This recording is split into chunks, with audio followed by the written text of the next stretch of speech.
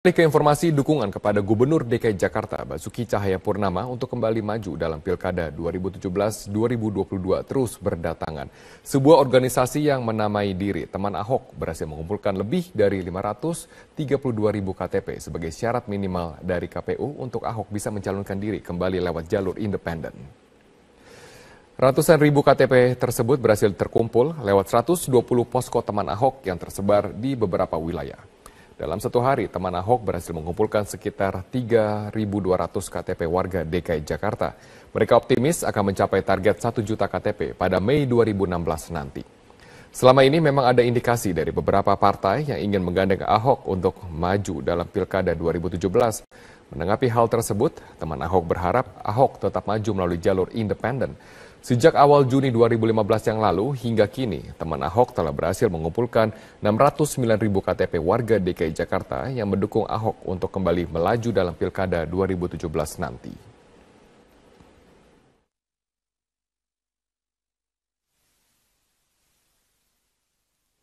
Basuki Cahayapurnama atau Ahok membuka kemungkinan untuk kembali berpasangan dengan Wakil Gubernur Jarod Saiful Hidayat dalam pemilihan Kepala Daerah DKI Jakarta pada tahun 2017.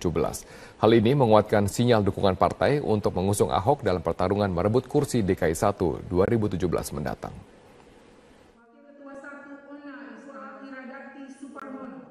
Gubernur DKI Jakarta Basuki Cahayapurnama telah memastikan kembali bertarung merebut kursi DKI 1 dalam Pilkada tahun 2017 mendatang.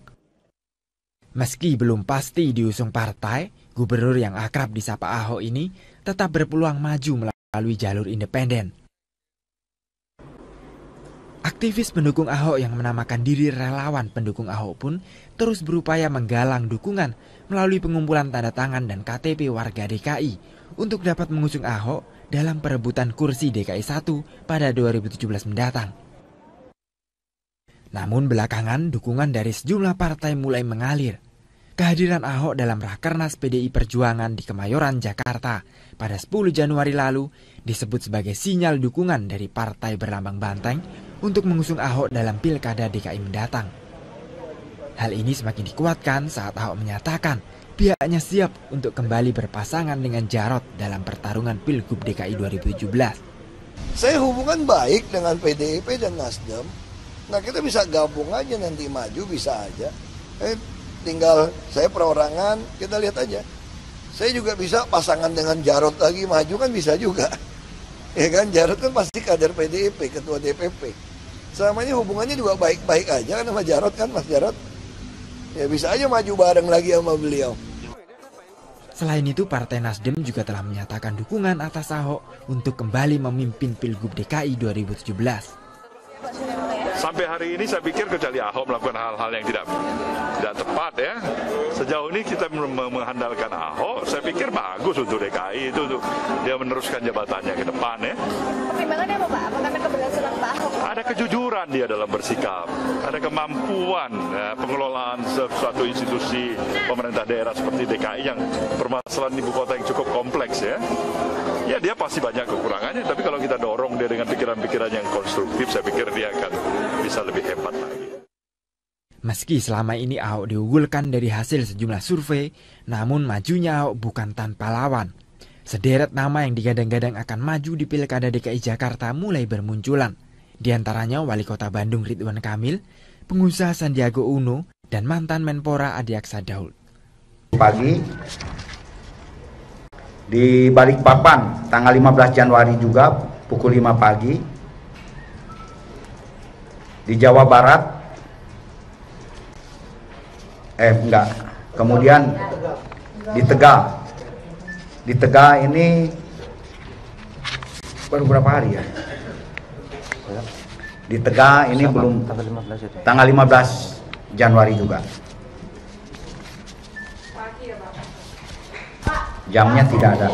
Yang 4 yang tewas itu Pak, apakah semuanya pernah terlibat di camp pelatihan yang di Aceh waktu itu? Pak Hafif tadi sebut-sebut pernah terlibat yang di Aceh. Kalau yang 3 yang lainnya itu gimana Pak? Apakah mereka juga pernah?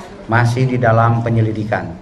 Jadi biar kita pasti gitu kan, nanti tidak diralat lagi gitu kan. Sejauh ini dari pemeriksaan? Sementara ini belum ada, tidak ada namanya hak. Pas sejauh ini dari hasil pemeriksaan misalkan 8 orang yang terduga teroris yang ditangkap ini bagaimana Pak? Pemeriksaannya belum bisa disebutkan, masih di dalam identifikasi. Jadi keterkaitannya masih, mohon beri waktu kami 7 hari sehingga nanti akan ada keterangan yang lebih lanjut. Ini kan dari tanggal 15 tambah 7, tanggal 22 lah, 23 sudah, mungkin minimal sudah ada gambaran yang jelas apa peran keterlibatan, tetapi mereka termasuk ke dalam gerakan radikal. Namun perannya harus diurai satu-satu. Pak, dari yang 8 orang ini ada yang terima dana dari si Bahruna ini, Pak?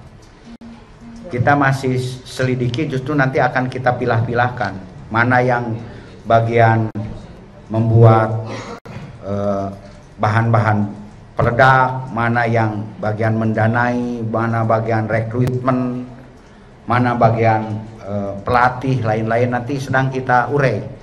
Kami belum bisa menyebutkan satu per satu. Mereka ini semua rekrutan Bahruna ini juga, Pak? Kenapa? Rekrutan Bahruna ini juga, yang 8 orang.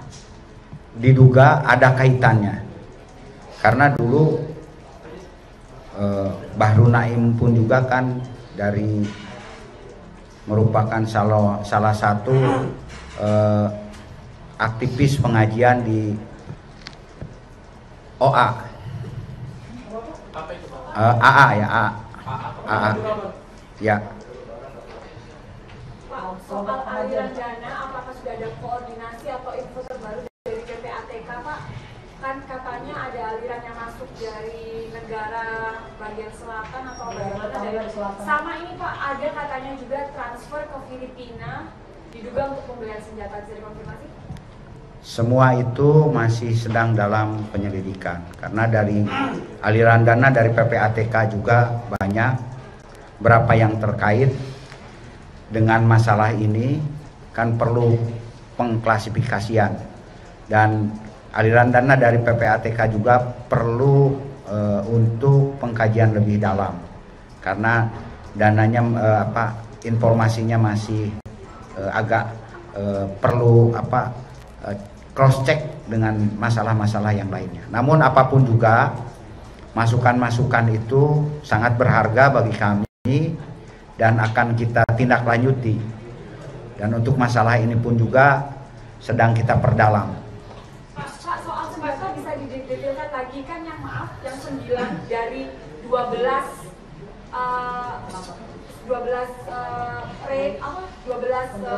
penggeledahan, 9 senjata kan Bapak kemarin bilang. Iya. Itu pabrikan semua dan diduga dari Filipina ya Pak? Kemungkinan, tetapi ini masih di dalam penyelidikan. Pertanyaannya, yang senjata dipakai itu yang rakitan, itu dirakit di Filipina atau nggak tahu dirakit di mana, tapi dari Filipina juga, dan berapa jumlahnya itu yang belum jelas kemarin Pak? Kami belum bisa memberikan konfirmasi masalah tersebut, masih di dalam, itu juga masalah senjata masih di dalam penelitian tim. Rakitan ya Pak? Ada satu yang rakitan. Pak, dari yang 8 ini apakah sudah ada yang diduga mastermind-nya Pak untuk peristiwa kali ini? Kita belum bisa menyatakan ke arah sana karena tadi peran masing-masing masih kita urai, Bu. Jadi masih kita urai siapa yang tidak menutup kemungkinan kan akan terus berkembang. Pak, konfirmasi aliran dana Pak, kan kemarin Pak Kapolri menyatakan ada 40 sampai 70 juta yang sudah ditransfer terus dari tahun 2015 sampai dengan sekarang. Sudah ada perkembangan identifikasi terbaru nggak Pak? Apakah dari Bahru Naim aja atau misalkan dari yang lain-lain juga Pak? Ya itu pun juga sama masih dalam penelusuran, bahkan mungkin lebih daripada itu. Nanti untuk apa saja dan kepada siapa saja, ini kan kronologis alirannya itu harus betul-betul pasti gitu kan. Harus betul-betul pasti. Ada memang, tetapi kita tidak bisa menyebutkan besarannya gitu. Kita tidak bisa menyebutkan besarannya. Pak, yang 8 itu identitasnya Pak, bisa inisial, belum.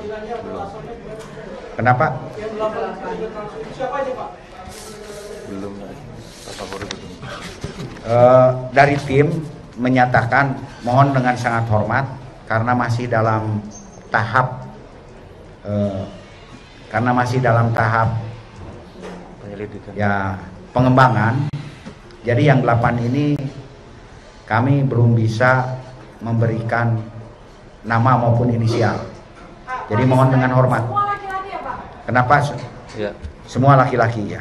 Pak, ada mau nanya, kalau misalnya di Jawa itu apakah kemudian sekarang belum dipastikan ini ada keterkaitan dengan Teror Jakarta? Itu yang pertama. Yang kedua yang menanyakan soal suara Bahrul Naim yang itu. Kita tanggapan dari kepolisian gimana? Memang belum dipastikan ini suara Bahrul Naim, namun di dalam suara itu